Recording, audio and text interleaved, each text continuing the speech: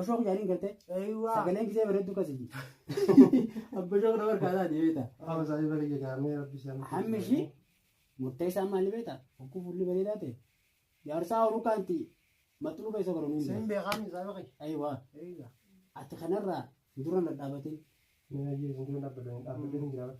Ati duraan sodaataadha. Hanqama duraatu si asiin naaf jedhe gahee silaan hanqama. Naagaan bishaan jannataan beekaa. Silaan gartee hanqama dura ta'uu kalajjaa jiraate. Akkamaa kanatti akkattiin turu. Arra iddituun tagartee milkii tabarraqaa ta'ibsaan shaafarsaan jaaramuudhaa bultii harkatee gataa'u ilmoo bareedduu kan wal daddarbuu ta'a mata isaa kana. Nutilleen jiraatu. Rabbi si gaafa dhugamee akkuma alaamana keessi kana. Inshaallah dhiira maal akka turte. Maal jira? Kaawwa asirratti dhiira maal jira?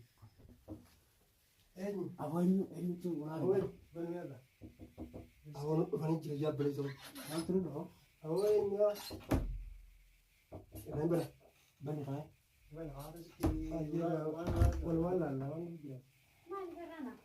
Sindiraan maaf akka sodaata? Maal onni akka sodaata? Jajjaruun gaarii waan nuti talsaa jireenyaa. Ati mee barsa? Ani barsa. Ana mana dhageessa. Jalqabarraa jawaadeenis mana jiraa jeetiin dhufe. Dhageeffadhu. Eewa akkam godhu jirta haala gam. Kun ogiseen dhufu jawaadeenis hin jiru. Wanni ati qabde wanni ati hojii bareedu natti hojjette hin jirtu qawmateetti itti jechu jirta dhageeffadhu. An jawaadee fi caari raawoo intala san buufteeti. Anaa kan nitaaf jeeti jaada amma maanta naaf furmaata jechuudha. Fi caala yoo gartee ati gartee nama nagayaa waan gaarii gartee nama yaadu taate gartee sammuun ta'e karaa maraaturraa karaa fayyaa ka deemtu taate intala san akka gartee caalaa jalaa bahamtee ana fuusiftuu irratti hojjechuu qabda. Tana feetaa yoo xariiqa kanaan deemte naafete dhibbaan dhibbatti mataa kiyya gubba jirta. Sana akka saatu baree dura waa anniin didee dhiyoo. Amma gurbaa kana intal sanna raafuu dhiibee yaaboo ani fadhuu intalti sannaan jee hin fuudhuu. Intana biraa jaalatu kamina rafiitaa jenne de gurbaan kun. Ati si fuudhuu feenaan obboleessa kiyya. Narra jirtu wanni hundi guutuunu. Hayyee atii kun hangaan juwaadee arra dhuftu kana nadda waltee maaliif himee juwaadee gadi dhiisni ni dhufaa hin jiisila wajjinin nu affeera juwaadee. Barsiituun aan dawwaniin ammaas mufaajaan si dhufe malee ni jiratti kuba malee akkatti galakkifte goon qaba. Lakka juwaaduun barbaada. Amma biftiin silaa galakkifte bifa akkamiin maal irratti akka hojjetuuf galakkifteeti maal irratti hojjetteeti maal akka hojjetuuf galakkifte. Juwaadee dalagaa ajaa'ibaa kanneefiitiin juwaadeen asii deemu juwaadeen ammaas galakkifamee hin ja'amu. Tilfoonaan furmaatee dubbisa malee guyyaa inni furmaatee bira dhaqee qaamaan furmaatee fi inni wal arkan hojiin an dalagi ji'an san juwaadeen hojjechuu baannaan waan isarra dhufu isaatti hammilata san hattaa sababa isaatii caalaarra waan dhufu. Juwaadee kana dalaguu baannaan caalaan saayiba keeti saayiba sin lubbuutiin hin beeka lubbuu san sirraa hin baasuuf jira dagaa juwaadee yoodhaan ifate tariiqa kanaan taa'u baatte deemu baattee tamaam jettee waan gootu san gootu ani waan kiyyaan falmachuu jira ani maraattoo miti hafarsaa kan jedhu gaafeete ani fayyaa nagidaan qaba arnam tokko kan dhaabbate ani haqa namaa hin fadhu haqa kiyyaan fadhaa jiru maraataa miti an caalaa waan kiyya. Akkam jettee maamma ani arra jaarsa nama ol bahee yoodhaan ifiin asirra dhaabbadhee falmadde obboleettiin tiyyatu maraattuudhaan inni daddajiinatti hoottu ati mushkilaan teenaa fi caalaa adda baasuudha tanarratti naaf jedhe obbolummaatee nyaabbada bakka silaa caalaa akka kaanitti adda baanaan jee caalaan xariiqa biraatiin adda ba'uun teenya nu dhufte bakka dhalaan akka xiyyaaniin heerumattee juwaadeen kaniin isaan dhiisee hayyee nageetti haa jiraatanii isaan kanaas hin izaaju inni kunis abbaa ilmooti haa ilmaan isaa guddifatu je'ee dhiisee. Inni na dhiisuu dhabee haaree caalaa yaammatee caalaa fi maardii lafa jalaa wali geessee caalaa siin fuusisee jee mana yaammatee harfaadhaa furmaateen kattaa dalaydee waliin gayyaafte. Antana hunda jalaan dalagu jira. Akkasin rabbiin nasii baran dhaabee juwaadee as fidadde.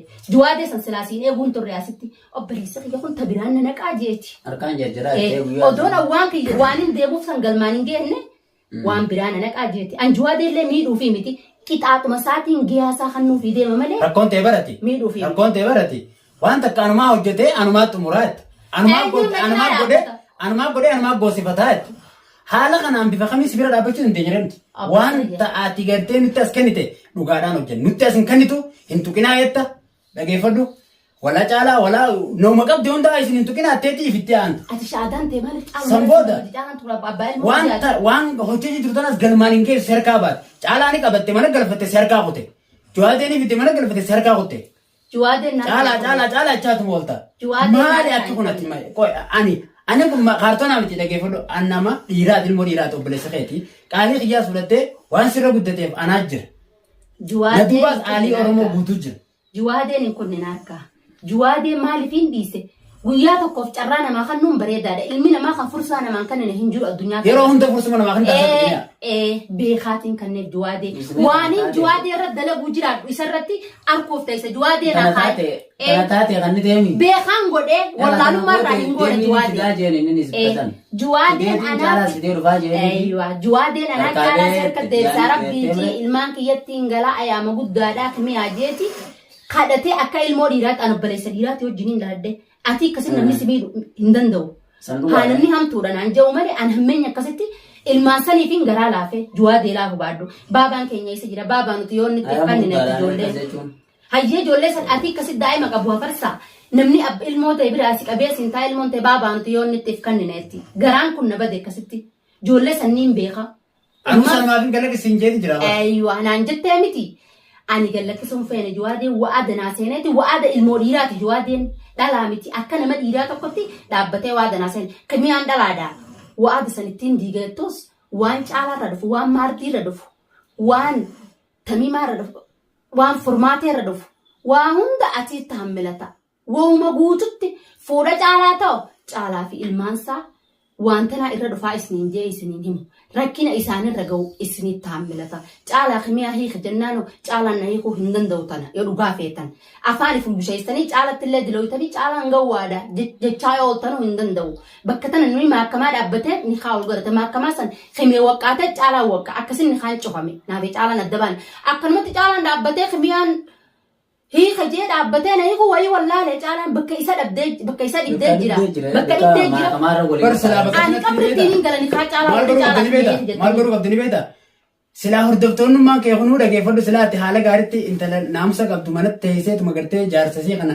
karaa bareedaan falmattu taate akka gartee caalaan kun mana si bira deebi'u siif godhan. Dubasiin ako hayyadamu hordoftoonni ako hayyadamus. Taakanuma jii ati silaa giseen halaala gartee akkana joos giseen si bira deebi'u waan kanaan natu ita Oma gartee ifi hojjetu sana kan hojjetu nagoota beekadu. Yaani hordoftotaan ol ba'ee koo hayyadamu. Muka caalaan bira taa'u juwaadeedhaan fooxaa fudhadhee okkatti hidhadhee firraa sossobadda. Miti sanii miti. Moosiin sossoba. Nan sossobdu. Nan tokkollee sossobdu. Duboo. Ati qanuuna kee qabattee miilmoo ta'e qabattee jaarsi kee fiifuu mana si dhufu. Ati wallahi oppaleessa kee. Talamata ati atoo atis maamat hojiin hanqama duraa isii hojjechuu jirtu. Isiidhaas. Waan isin niin godhe siin jette ni godhe ayyee numa goota jechuun ni jirta. Maal gargaarsa taatee fi nama gartee isii miidhuu jiru sanoo akkamiin bifatamiin bira dhaabbattee gargaaruu jirtu. Moo isiidha karaa hammeenyaa karaa deebisu jirtamoo isii jara isii miidhuu jiru kana akka isii miidhuu godhaa jirta. Jara akka isii miidhuus biraan jiraa mire. Harkaan dhufuus biraan jiraa harkaan kan dhufe biraan jira. Eka barama isin fitteeti gara laafattee galakiftee kaataatti galakiftee qabdi. Akkati isin itti galakifte ayyaama guddaadha. Ijoollee biratti hin galaa jeen caalaas naaf fidee dhufaa. Jeeti asii bee biraa bee. Inni mana sanii biraa bee deemee mire waata san seeneefi. Bee deemee ayyaama guddaadha ijoollee biraan dhaqaa jeet deeme. Amma akkasii eega deemee eega inni deemee wanti ta'e waan san waata san isii guutuu baannaan waan irra dhufu waa. Isiinuu waan dhufu ni beektaa itti keessa jirti. Hatti bartee isin keessa birra taate keessa bitti hojjetan. Ati malee waan taate si sodaatu waan ta'eef isin dhalaan sodaatu. Akkuma isin keessa sanitti yoo inni waan sana hojjechuu baate waliin irratti wanta dhugaanii feeta ani waaniin deemuuf amma dura waaniin deemuuf qaxxaatiyya waaniin deemuuf amma duratti ilma namaatti himee hin jiru. Dhugaa feete ammallee waaniin juwaadee qaceelcheef hin barre nam tokko ganaadha malee as baafadhee hin jiru dhugaani feeta caalaan afaan kamiin ganaan eegantu naasaama'ee dilesan irratti hojjettee atiis anis dilesan irratti hojjedhee caalaan afaan kamiin na hojii jiraatame jaarsa kee nagayaan qabattee mana deeffattee hin jiraatu dilesan ati irratti hojjechuu turteeti obsi an dilesan irratti hojjechuu ture bultiiti jakeessaa sababa obboleeyyan keetiitti bultii ta'e diidee deemtee jira caalaan viidiyoo jira kana hunda caalaan afaan kamiiniin caalaa akka jaarsaatitti mana qabadda caalaa dila kan irratti hojjenne ati irratti hojjette ani irratti hojjedde caalaan mee afaan kamiin of deebi'ee jaartitii jejeen hojii jiraata dila kan irratti hojjedde.